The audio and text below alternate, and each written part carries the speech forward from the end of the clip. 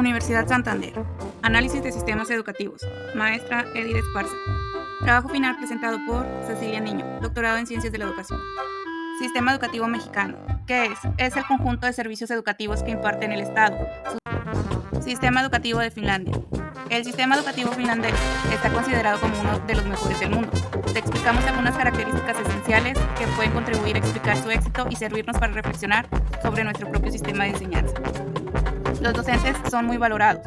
El acceso a la carrera es muy exigente y la preparación es intensa. Por eso se consideran una autoridad en la sociedad. La educación es pública y gratuita entre los 7 y los 16 años. Tampoco se paga por los libros ni por el material escolar. El reparto del dinero público se hace de forma equitativa. Los fondos estatales se reparten en función de las necesidades de los centros. El currículum es común, pero los centros la adaptan. Sus profesores diseñan el currículo y se planifican para conseguir los objetivos como mejor consideren según su realidad. La educación se personaliza. Se respeta el ritmo de aprendizaje de cada niño y se huye de las pruebas estandarizadas. Los alumnos tienen tiempo para todo.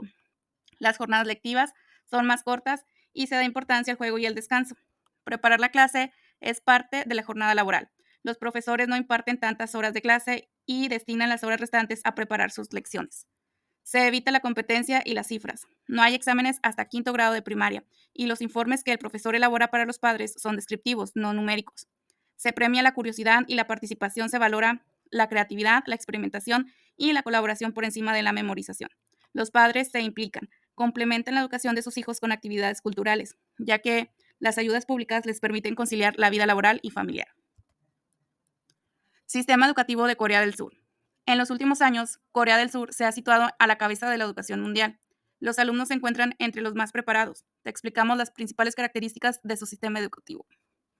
La educación es el motor del desarrollo.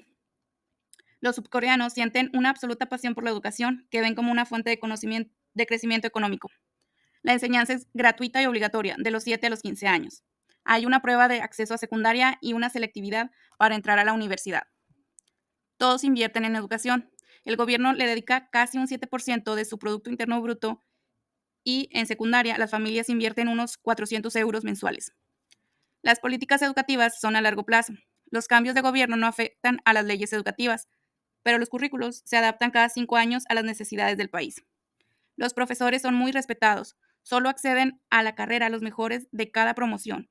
Una vez en la docencia se someten a evaluaciones anuales. Los alumnos reciben más de 10 horas de clase al día. Entre 6 y 7 horas en la escuela y 4 o 5 en una academia. Estudian 16 horas más a la semana que la media de la OCDE. La competitividad gobierna el sistema. La presión es tal que sus alumnos se sitúan entre los más infelices del mundo, con una tasa alta de suicidios. Los alumnos no tienen tiempo para jugar o relacionarse. Socializar se considera pérdida de tiempo y muchas escuelas censuran los noviazgos. Se premia la memorización frente a la creatividad. Lo importante es que los alumnos adquieran conocimientos. Cuantos más, mejor. Se apuesta por la tecnología. La competencia digital se considera una prioridad y los profesores reciben formación para integrar las TIC en sus clases. Sistema educativo japonés. El sistema educativo japonés se caracteriza por su eficiencia y está estrechamente ligado a la idiosincrasia cultural del país, que mezcla la meritocracia y el trabajo en equipo. Te explicamos cómo funciona y qué características se encuentran detrás de su éxito.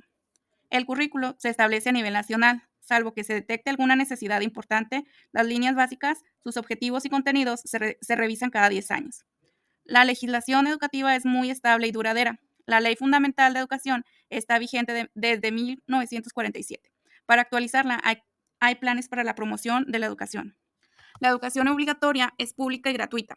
Los niños comienzan el colegio a los 6 años y el 95% continúa hasta los 18. Los libros de texto se distribuyen gratis a los colegios. Hay asignaturas y también formación en valores.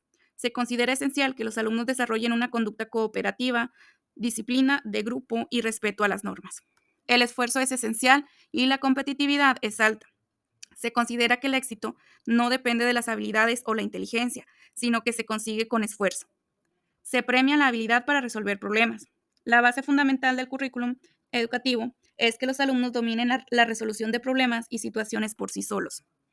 En el colegio no solo se estudia, los alumnos ayudan a limpiar el centro o servir las comidas y participan en actividades complementarias que fomentan el trabajo en equipo. Se estudia muchas horas y los deberes son habituales. El número de horas de clase es similar al de otros países, pero se invierten muchas horas en extraescolares, clases de refuerzo y horas de estudio. Los maestros son muy respetados y están muy preparados. Solo acceden a la docencia los mejores y el ministerio les exige formación continua. Educar es trabajo de todos. En el aula, los alumnos que destacan ayudan al resto y en casa los padres tienen la responsabilidad y el deber social de apoyar la educación de sus hijos. Sistema educativo ruso. Entre los países líderes en el ámbito educativo, te explicamos las características que puede explicar sus buenos resultados. La educación es gratuita hasta la universidad. Los centros estatales son gratuitos en todos los niveles, aunque en la educación superior hay mucha competitividad y se pueden aplicar tasas. La inversión en educación ha aumentado. El gasto educativo se ha incrementado en un 14% desde 2008, pero aún está por debajo de la media de la OCDE. Se pasa menos tiempo en el centro escolar. Los datos de días y horas lectivas de estudiantes y docentes de primaria y secundaria están entre los más bajos de la OCDE. La exigencia a los estudiantes es alta.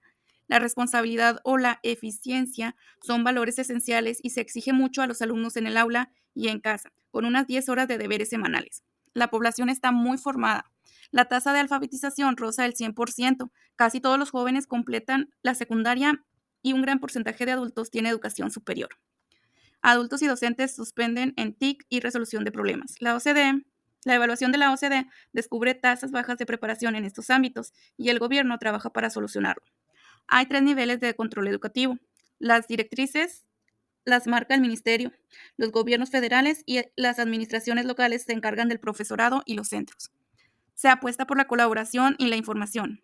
Se premia el trabajo cooperativo, el apoyo de unos estudiantes a otros, la transparencia y la información pública a alumnos y padres.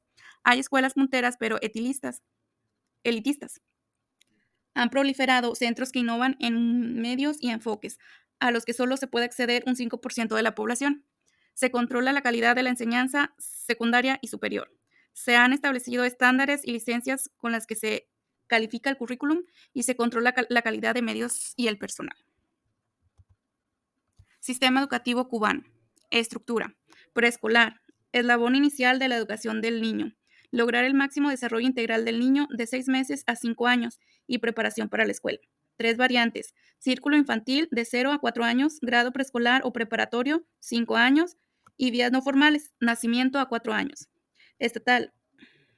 Centros subconvencionados por el Estado, aunque el círculo de infantil cobra una cuota y es gratuita la atención educativa y de salud. Educación primaria.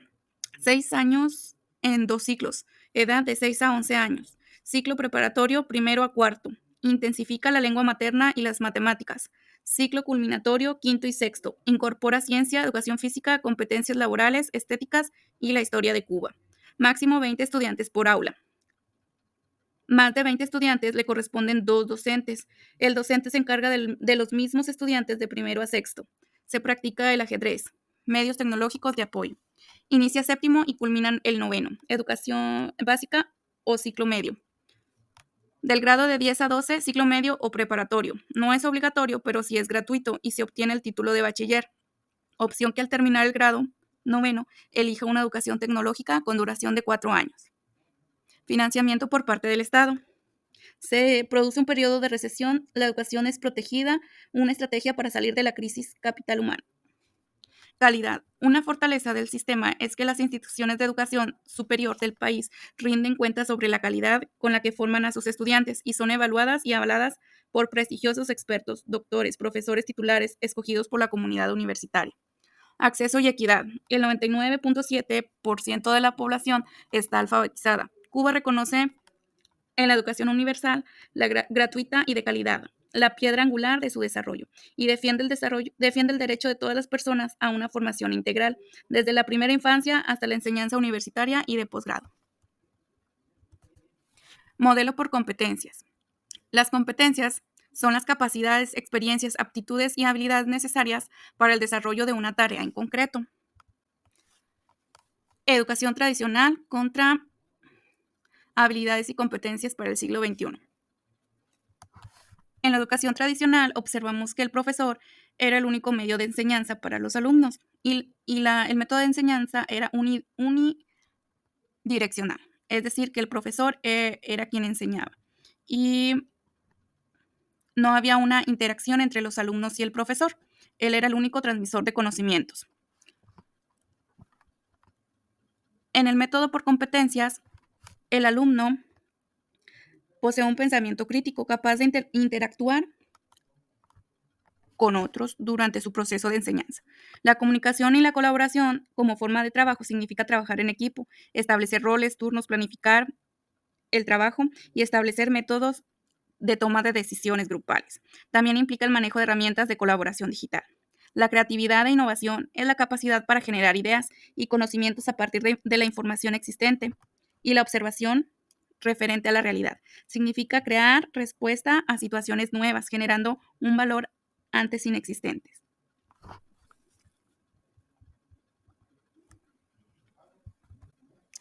Retos. Practicar lo suficiente. La creatividad se desarrolla con la práctica constante. Dedica tiempo regularmente a actividades creativas y ya sea escribiendo, dibujando o explorando nuevas áreas de interés. Saber manejar la inteligencia emocional con el fin de favorecer la disciplina y la constancia en el desarrollo de competencias, pues recordemos que una competencia implica el saber ser, el saber ser, el saber hacer. Lo actitudinal, lo moral, lo racional, las habilidades, las destrezas y los conocimientos. Desventaja. Tener metas claras. Tanto como el que enseña como el que aprende, ambos deben disfrutar del proceso de aprendizaje, hacer pausas para la reflexión. ¿De dónde partimos? ¿A dónde vamos? ¿Cómo lo estamos haciendo? ¿Cuáles han sido los resultados? Ventajas. El aplicar el método por competencias es aprender con más dinamismo, práctico, reflexivo. El alumno es parte de su proceso, se involucra y participa, expresa sus ideas y dudas. Apoyo de diferentes fuentes de información y otros recursos didácticos. Desventajas. La preparación del docente falta que sea amplia. La falta de apoyo familiar, la cultura del contexto, la mentalidad de los estudiantes en querer superarse, el buscar el cómo si puedo, la falta de empatía y la carga administrativa, falta de maestros con especialización. Pensamiento divergente.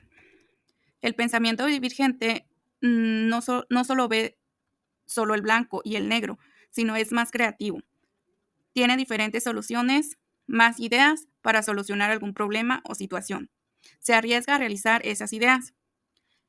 Desventajas, no siempre es capaz de precisar la respuesta correcta.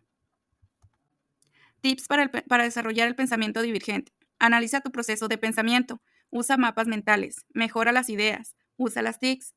Tómate el tiempo adecuado para las decisiones. Sé curioso y toma riesgos. Gracias.